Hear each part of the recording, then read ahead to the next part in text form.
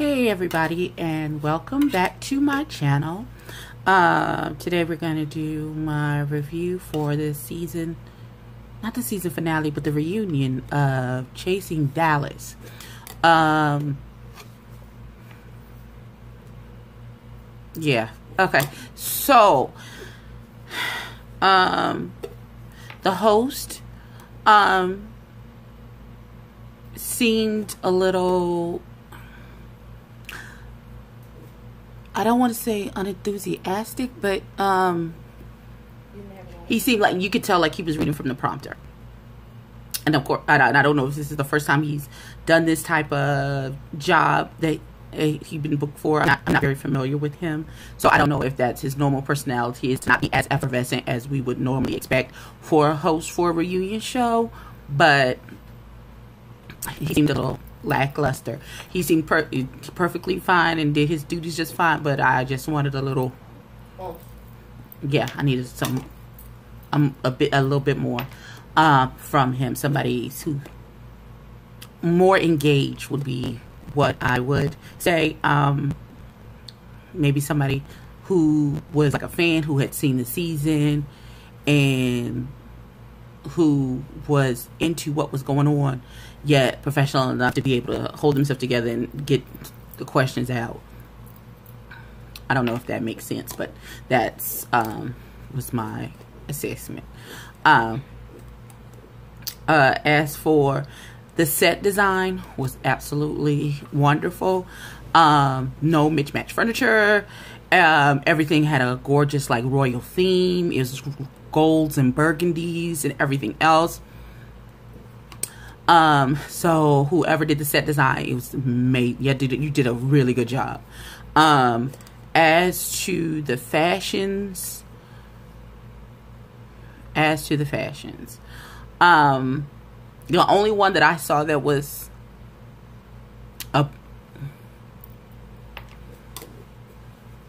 not appropriately dressed, but it was appropriately dressed, was Charles in that beautiful white dinner jacket that he had on. It would fit well on his frame. He looked like a chocolate 007. I was all here for his aesthetic for the reunion. I expected way more from Reese. I was expecting my boo to be done, and he was not. And I was like, I understand that you are wearing dual hats as an executive producer and everything, and trying to get running around, trying to do this and do that. However, with the, I was underwhelmed with his wardrobe choice. I was expecting a little bit more from him, and I'm sure next season it will be completely different. Wooda Lee, he's fine, but he grabbed a bunch of different labels and threw them on his gorgeously appointed body and showed up. King Kane was King Kane in all his King Kane glory. His grunge rock, I'ma do, forget the rules, whatever it is how I would like myself to look way, and it was appropriate for him. Maybe not appropriate for this particular setting. I was looking for a slightly more turned up version of King Kane.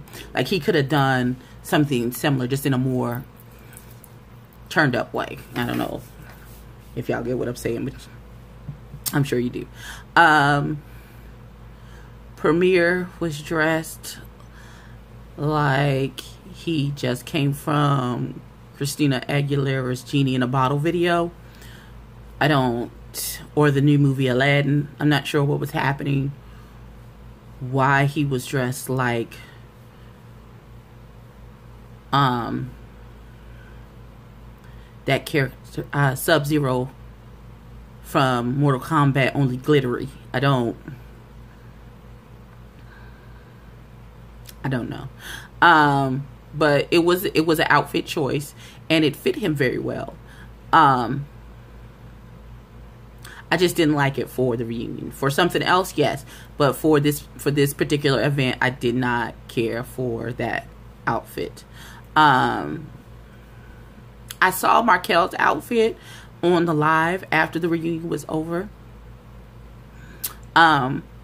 His shoes were super cute.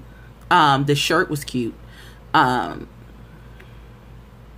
Again, I really feel like everybody wasn't dressed up for said event. I feel like the reunion is an event, so like the Real Housewives like dress are like hair did, face beat, in a gown, looking like $1 million. That's kind of the expectation that I had for this reunion, and unfortunately, I know it's something super rude. Y'all are rude. I know that was my expectation of this reunion, and unfortunately, it wasn't really met by anyone but Charles. So we rehashed the thing with Tony Price, who was not there at the reunion. He commented on one of my comments under the reunion on the Chase Reality page and said that he would be going live. I'm still waiting for him to go live. I haven't seen it yet.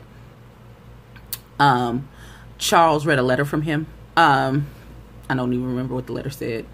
All I got from, unfortunately, was the passive-aggressive shade that Charles threw at Reese before he read the letter.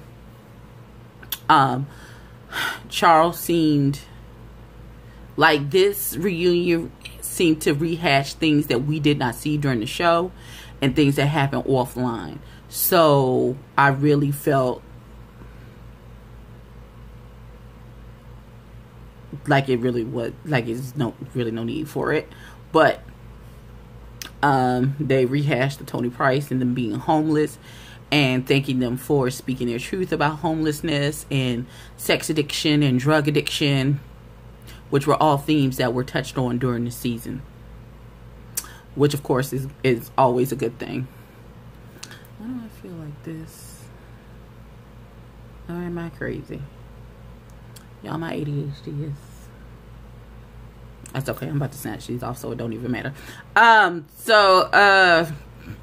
We got through that. We got through Charles and Reese arguing. Well, it was more like Charles was vigorously defending himself against allegations that were made that he, in his heart of hearts, feel like Reese G is behind those allegations. Reese denies being behind the allegations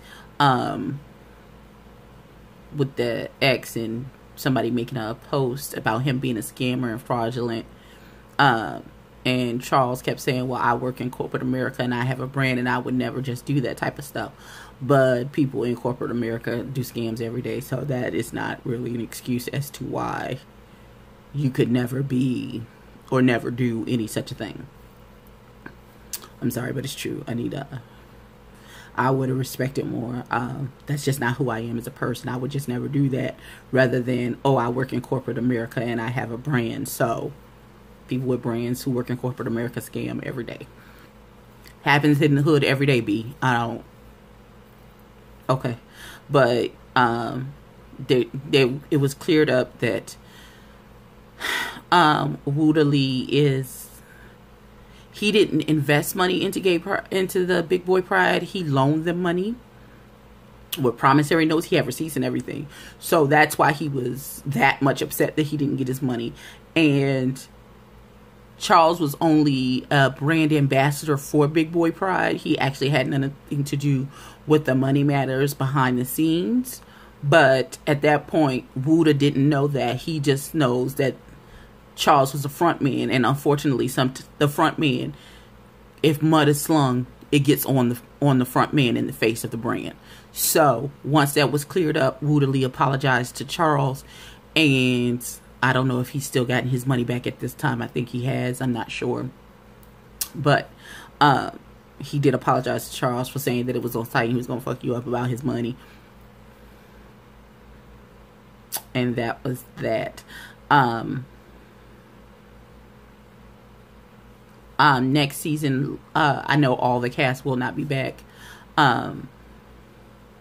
But whoever does come back, I hope more time is spent actually following the cast around, doing their, actually chasing their dreams, and whatever events or things that they're doing to further their dream into entrepreneurship, instead of trying to devolve into a bunch of he say drama, especially when the drama is a bunch of foolishness and shenanigans.